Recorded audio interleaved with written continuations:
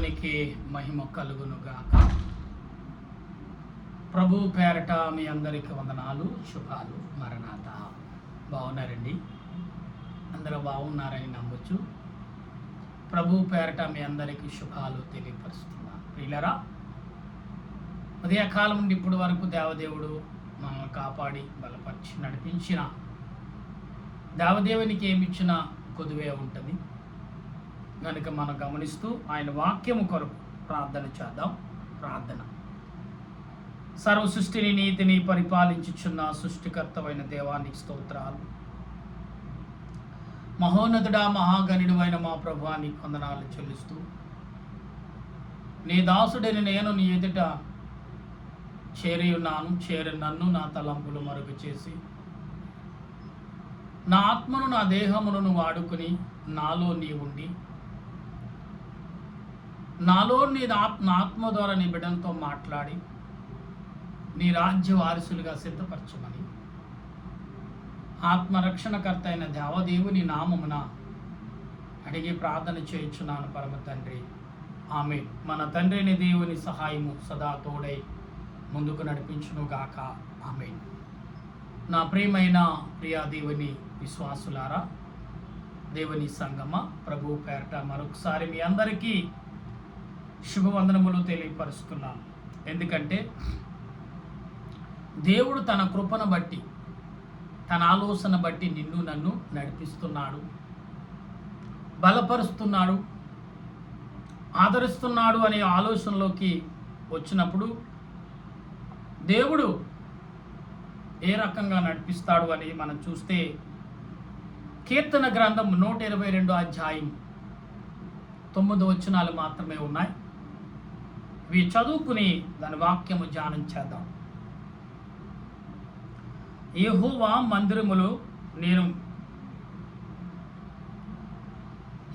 మందిరములోకి నేను వెళ్ళినప్పుడు జనులు నా గురించి అనుకున్నప్పుడు, అంటే ప్రియులారా, ఇక్కడ అంటున్న ప్రభు మాటను మనం గమనించినప్పుడు ఈ 122 అధ్యాయంలో వెళ్ళుదుమని, యెహోవా మందిరముకి వెళ్ళుదుమని జనులు నాతో అనినప్పుడు నేను సంతోషించుచను. యెరూషలేమా, మా పాదములు నీ భూములలో, అంటే యెరూషలేమా, నా పాదములు నీ గుమ్మములో నిలుపుదును. యెరూషలేమా,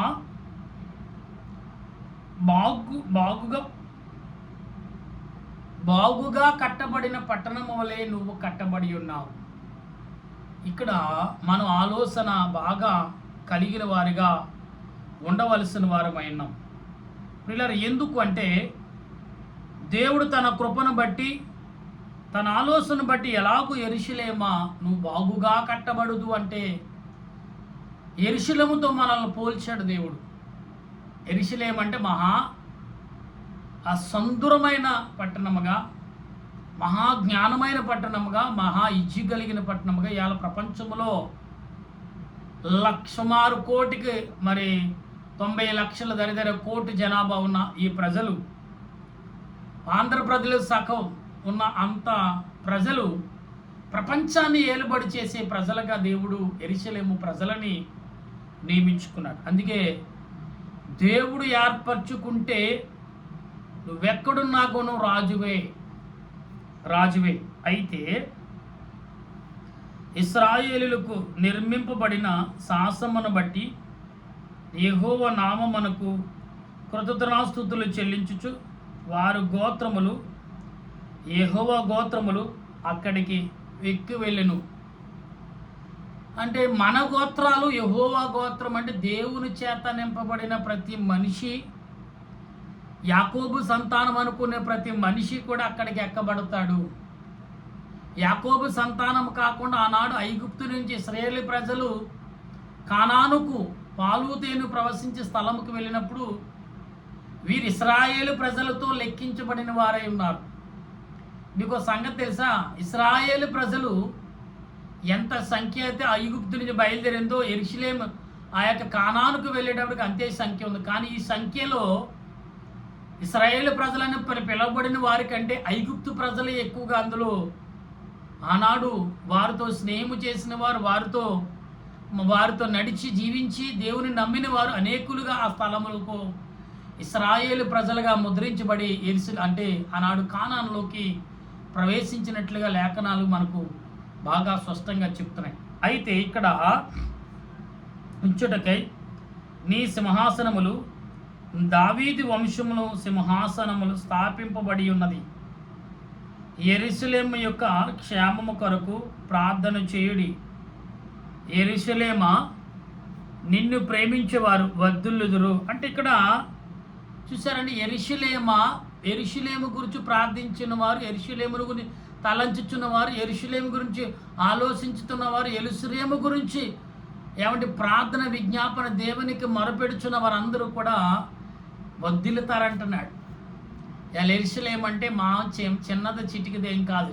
భూభాగం చిన్నది, పెద్దదైనప్పటికీ జనాభాగా తక్కువైనప్పటికీ ఒక జనాభా 1,00,000 మందితో సమాధానం, ఒక మనుషుడని 1,00,000 మందికి సమాధానం అంట. యెరూషలేము ప్రజలు, ఇజ్రాయేలు ప్రజలు, యెరూషలేము ప్రజలు ఏంటి, ఒక్క మనిషి మామూలు మనుషులతో 1,00,000 మందికి సమానం అంట. అంత బలవంతుడు, అంత జ్ఞానవంతుడు అంట.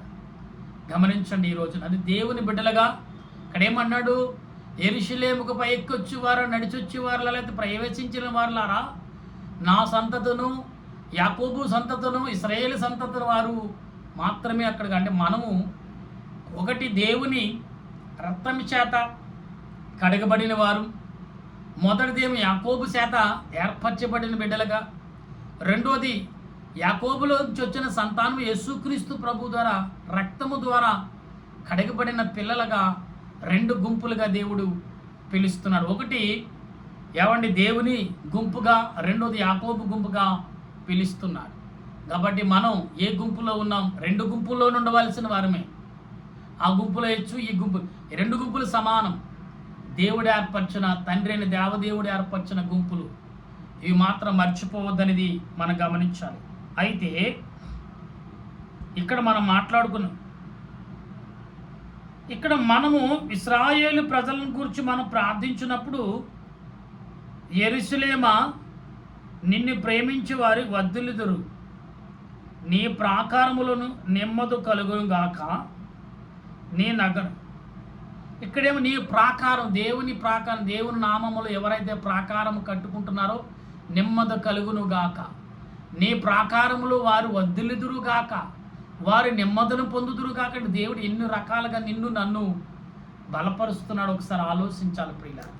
ఎందుకంటే దేవుడు తన కృపను బట్టి, తన ఆలోచన బట్టి నిన్ను నన్ను దీవిస్తున్నాడు, ఆదరిస్తున్నాడు అనే విషయం మాత్రం మర్చిపోవద్దండి. మనం చాలా విషయాల్లో ఆలోచన కలిగి కాక ఆలోచన లేని మనుషులుగా మనం ఉంటున్నాం అనేది గమనించాలి. ఇక్కడ ఏమంటున్నాడంటే, నా సహోదరుల నిమిత్తము ఇక్కడేమన్నా నా సహోదరుల నిమిత్తము, నా సహవాసుల నిమిత్తము, తన పిల్లలని, తన సహవాసులు అంటే తన మనుషుల యొక్క సహవాసము నిమిత్తము క్షేమము కలుగును గాక అని నేను అందును. క్షేమము కలుగును గాక అని నేను అనుదును. ఎవరంటారు ఇది? దేవుడే అంటున్నాడు. దేవుడు క్షేమము కలుగును గాక అంటే నీకు, నీ కుటుంబానికి క్షేమం రాదంటారా? అందుకే యెరూషలేము వారులారా, యాకోబు సంతానం వారులారా, నలుదిక్కులు ఉన్న ప్రజలారా, మనము ఎన్ని గుంపులు అంటే 12 గుంపులు, 12 మరి చూడండి, ఇక యేసు ప్రభు గుంపు కూడా ఇక్కడ ఉంది. అంటే ఆ 12 గుంపుల్లో యేసు ప్రభు గుంపు ఏదో మనం ఎరిగి ఉండాలి. కాబట్టి అందుకనే ప్రభు మత్తయి సువార్తలో కొత్త నిబంధన గ్రంథంలో రాయబడిన మాటలు, 10 మంది కన్యకులు ఉన్నారు, వారు 5 ఏమో ఏ గుంపులో ఉన్నారు? ఎత్తబడే గుంపులో ఉన్నారు, 5 ఏమో లోక సంబంధమైన గుంపులో ఉన్నారు. ఇప్పుడు మనము ఏ గుంపుకు సంబంధించిన వారు అంటే ఇక్కడ 2 గుంపులు చెప్తారు. ఒకటి యాకోబు గుంపు, 2 యేసుక్రీస్తు గుంపుగా కనబడుతున్నది. అందుకని ఇద్దరిని 2 గుంపుల ప్రజలను దేవుడు పిలుస్తున్నాడు యెరూషలేముకి. కనుక ఈరోజు నీవు నేను యెరూషలేము వాస్తవులము, నీవు నేను యెరూషలేము ప్రజలము, నీవు నేను యెరూషలేము బిడ్డలము, నీవు నేను యెరూషలేము సంతానము కలిగిన వారము. అటువంటి ఆలోచనలో మనం ఉన్నామనేది ఒక్కసారి గ్రహించగల కృపను ఆ దేవుడు మనకిస్తున్నాడనేది మనం గమనించాలి. ఈ సాయంకాల సమయంలో వింటున్న మీరు కానీ నేను కానీ, వివరిస్తున్న నేనైనాను, వింటున్న మీరైనను, మీ పిల్లలైనను, మీ సమాజమైనను, మీ గ్రామమైనా, మీ పట్టణమైనా, మీ దేశమైనను వద్దిలినట్టుగా మనం కోరుకోవాలి. అందుకనే యజమానుడు బాగుంటే పనివాడు బాగుంటాడు.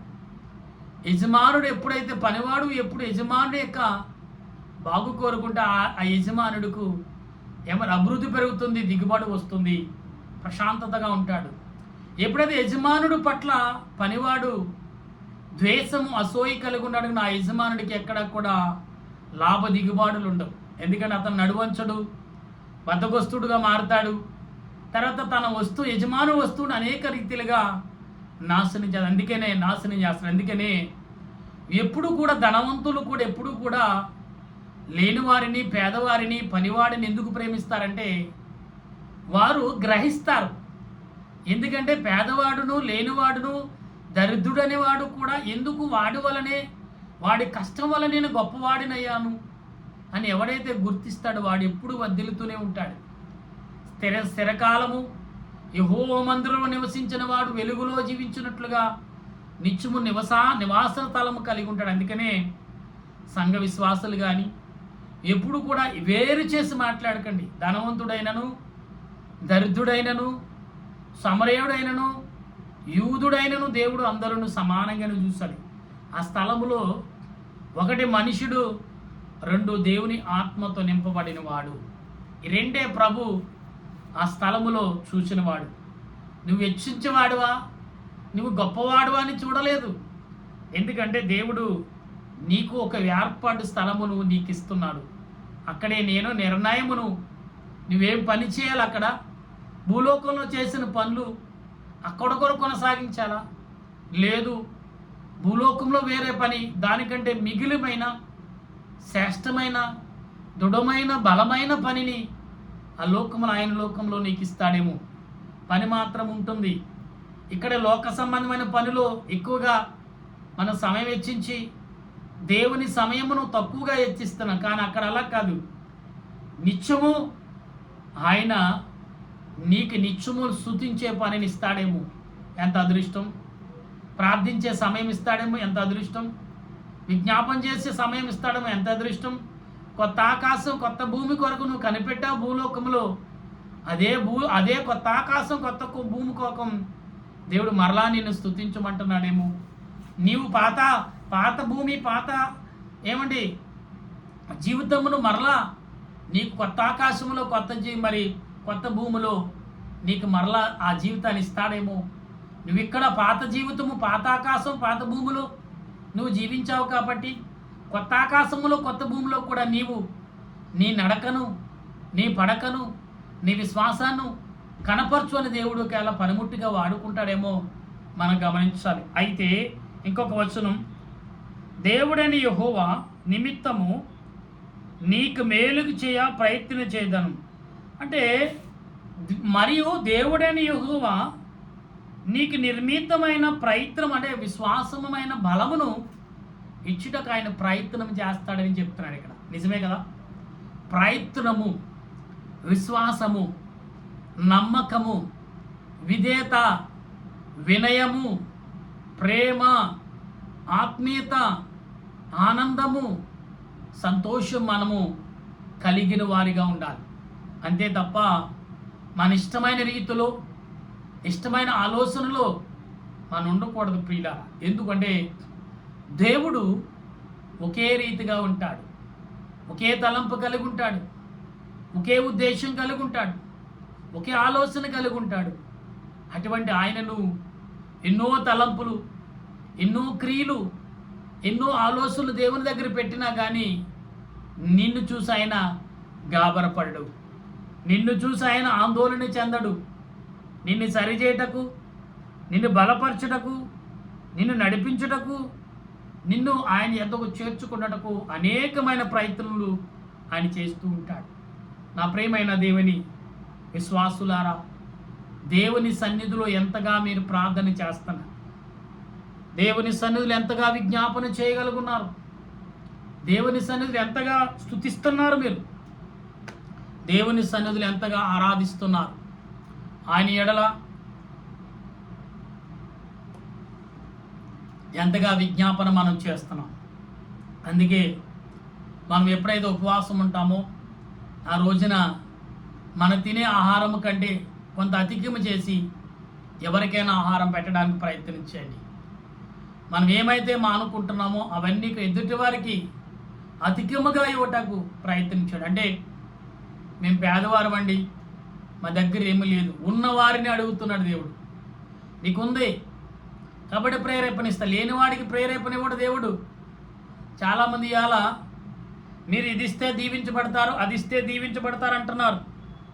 ప్రియులారా, దేవుని సన్నిధిలో నువ్వు ఇస్తే దీవించబడతావో, ఇవ్వకపోతే దీవించబడతాడో దేవుడు నీ మనస్సాక్షిని బట్టి, నీ ఆలోచన బట్టి బలపరుస్తాడు. అందుకే చాలామంది చూడండి ఇక్కడ ఏం చేస్తున్నారంటే, మాకు అది ఇచ్చారు, వారు దీవించబడ్డారని వారు దీవించబడిన వీడియోలు, పిక్చర్లు, ఫోటోలు, సాక్ష్యాలు కూడా రిపీట్ చేస్తున్నారు.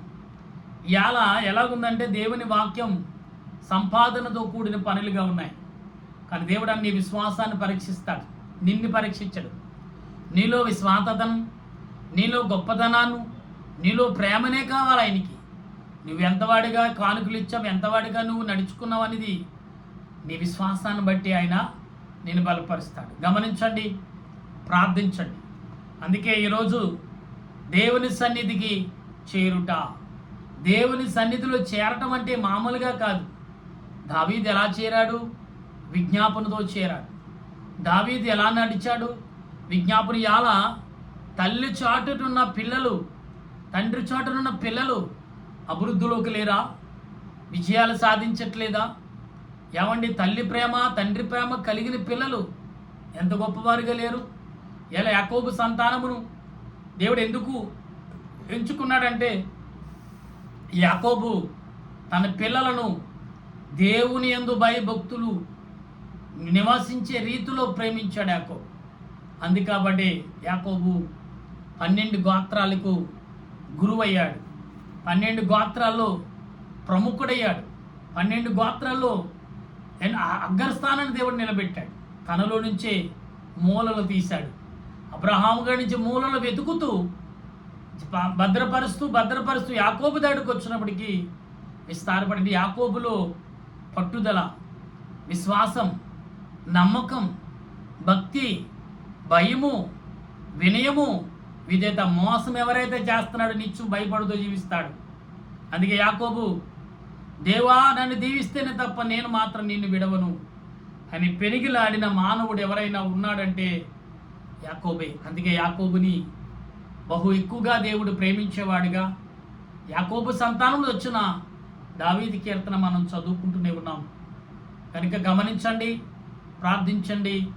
దేవుని సన్నిధిలో విజ్ఞాపన చేసే మనసును దేవదేవుడు మనందరకు అందించి నడిపించును గాక.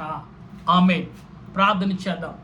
దయగల తండ్రి నీ స్తోత్రాలు, ప్రేమగల రక్షక నీకు వందనాలు, మహోన్నతుడా నీ స్తోత్రాలు చెల్లిస్తూ సాయంకాల సమయంలో ఈ మంగళవారం దినమున ప్రభా 4వ ప్రార్థనగా మేము ప్రార్థిస్తుండగా, దేవా నీ ఆలోచన క్రియలు, నీ తలంపులు నాకు అనుగ్రహించి నడిపించి బలపరచమని, ఎందరైతే మాటలు వింటున్నారో నా ప్రజలే కాదు, నా స్నేహితులే కాదు, నా బంధుమిత్రులే కాదు, అందరి మీదను నీ ఆత్మ కుమ్మరించును గాక. అందరి మీదను నీ సన్నిధి దిగవచ్చును గాక. అందరూ నీ ఆలోచనతో బలపడుదురు గాక. అందరూ నీ మహిమ చేత నింపబడుదురు గాక.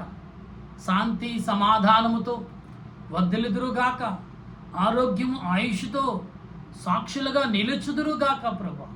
అటువంటి దీవెన ఆశీర్వాదం నా దేశ ప్రజలకు, ప్రపంచ ప్రజలకు, సేవకులకు, పండితులకు, విశ్వాసులకు సమకూర్చి నడిపించమని ఆత్మరూపుడు రక్షణకర్త అయిన దేవదేవుని నామములో అడిగి ప్రార్థన చేయుచున్నాను పరమ తండ్రి. ఆమేన్. మన తండ్రి అయిన దేవుని కృప, త్రియేక దేవుని సన్నిధి, పరిశుద్ధాత్మ అనేక జీవితం ఇప్పుడు ఎల్లప్పుడు సదా తోడుగా ఆయన రాకడకు మనందరినీ సిద్ధపరచును గాక. ఆమేన్, ఆమేన్, ఆమేన్. మీ అందరికీ వందనాలు. మరణాత.